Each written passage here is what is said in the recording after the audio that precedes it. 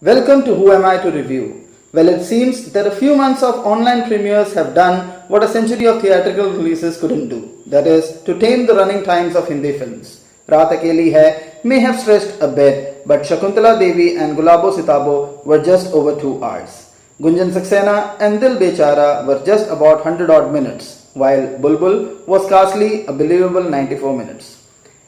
As an hour and 38 minutes, Class of 83 is another time-efficient title.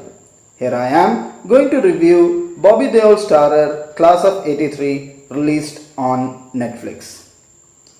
Class of 83 is a 2020 Indian crime drama movie produced by Red Chillies Entertainment and is directed by Atul Sabharwal. It is based on Hussain Zaidi's book with the same title.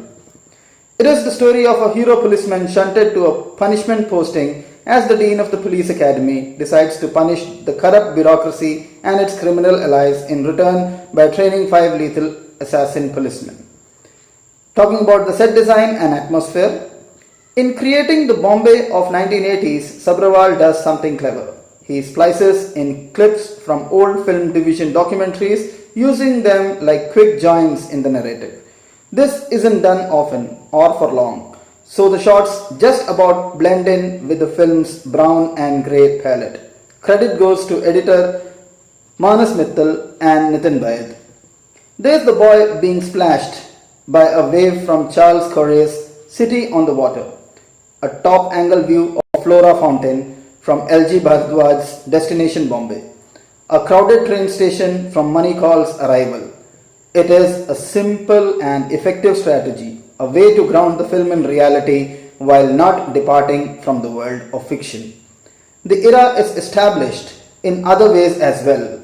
Billboards, popular songs like one of the character sings a line from John Johnny Janardhan, movie posters, Vijusha's exuberant retro synths, and the wonderful detail of how postmen helped cops track gangs. Talking about the performances, Bobby Deol as Vijay Singh delivers a praiseworthy performance. The actor isn't making a comeback exactly, just a comeback to films that aren't, Yamla Pagla Divana Firse. His Vijay Singh is not a commanding performance, but an adequate one. Testament to what can happen when an actor with ears on his face gets a sympathetic director who will cover his limitations. Singh's relationship with his son appears to be damaged beyond repair, but when he returns up an hour later, they seem reconciled. But it was well portrayed by both father and son. Anup Soni as Manohar Patkar, Joy Sengupta as Raghav Desai, and Vishwajeet Pradhan as Mangesh has done a wonderful job on how their characters were written. Now talking about the low points. What could have helped the film is the factor of emotion, points of linger, and more substance apart from just concentrating on the training of 5 cadets. It looks as if events occur in faster pace, like one just leads to another. This kind of takes the essence of the much enforced realism that is done using the visuals. A film like this needed more dimensions to make it far more interesting and indulging than what it is now. The background score is so much used to underline the pace, though it works to keep the mood on upbeat. There are a couple of moments in the films which stands out.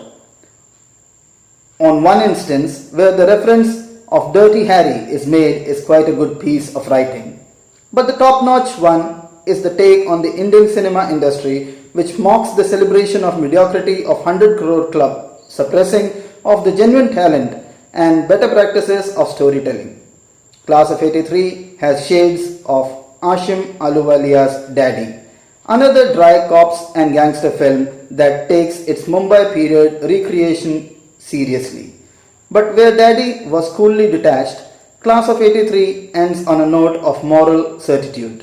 Sometimes, to maintain order, one has to break the law, the narrator says as the cops do a hero walk, shot from below unsmiling, purposefully towards the camera.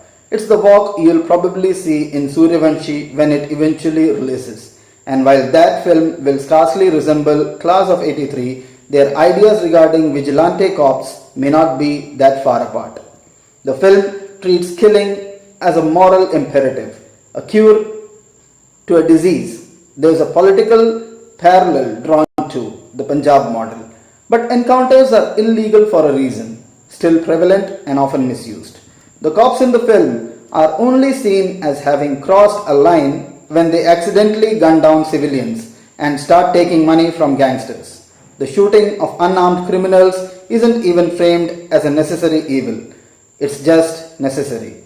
It's difficult not to see an aligning of hardline attitudes in one of the characters' use of the line from the Uri, the surgical strike, "Ghar mein ghus ke marenge."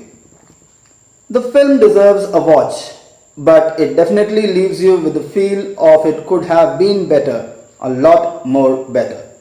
That's it in this video, guys. Please don't forget to subscribe to my channel. Thank you and goodbye.